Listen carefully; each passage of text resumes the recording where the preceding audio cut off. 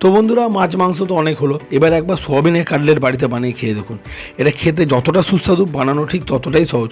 তো কী করে বানাচ্ছি তো প্রসেসটা একবার তোমরা দেখে নাও। আমি এখানে কিছু সোয়াবিন নিয়েছি, সোয়াবিনগুলোকে একটু পাতলা পাতলা করে প্রথমে তোমাদেরকে কেটে নিতে হবে। দেখো, সমস্ত সোয়াবিনকে এরকম পাতলা করে কেটে নেওয়ার পরে একটা আলুকে একটু বন্ধুরা একটু ভালো করে ম্যাশ করে রাখবে, বেশি আলু দেওয়ার দরকার নেই। তো কড়াইতে একটু তেল গরম করে ওর মধ্যে একটু চিনি, দুটো শুকনো লঙ্কাকে একটু চিড়ে দিয়ে যখন চিনিগুলো গলে যাবে ঠিক সেই মুহূর্তে পেঁয়াজগুলোকে দিয়ে পেঁয়াজগুলোকে তোমাদেরকে একটুখানি বন্ধুরা হালকা করে ভেজে নিতে হবে। আর নরম করার জন্য নুন দিতে হবে। আর জিরেটা আমি পরে দিচ্ছি, কারণ বন্ধুরা আমি জিরেটা তোমাদের প্রথমে দিতে ভুলে গেছিলাম, তোমরা ফোড়নেই দিও।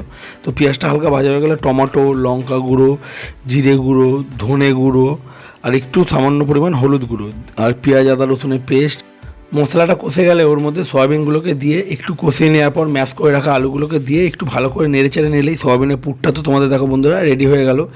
এবার তোমাদের যেটা করতে হবে, সয়াবিনের এই পুরটাকে হাতে নিয়ে একটু তোমার কাটলেটের আকৃতি দিয়ে দেওয়ার পরে তো ফ্যাটানো ডিমটার মধ্যে দিয়ে ভালো করে একটু কোট করে নেওয়ার পর ওপর দিয়ে যে বেড ক্রাম দিয়ে ভালো করে একটু তোমাদেরকে দেখো চেপে চেপে বেড ক্রামগুলোকে গায়ে লাগিয়ে দিলেই দুর্দান্ত সয়াবিনের কাটলেটের আকৃতি একদম চলে এলো। সমস্তগুলোকে এরকমভাবে বানিয়ে নেওয়ার পরে তো একটু মোটামুটি তেল গরম করে ওর মধ্যে কাটলেটগুলোকে দিয়ে একটু বেশি ভাজবে না বন্ধুরা, প্রথমে 70% ভেজে তুলে রেখে দেবে।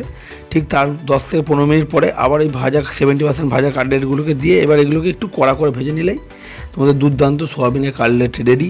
সন্ধ্যেবেলায় বসো, বাড়ির লোকের সাথে খাও আর সবাই আনন্দ উপভোগ করো।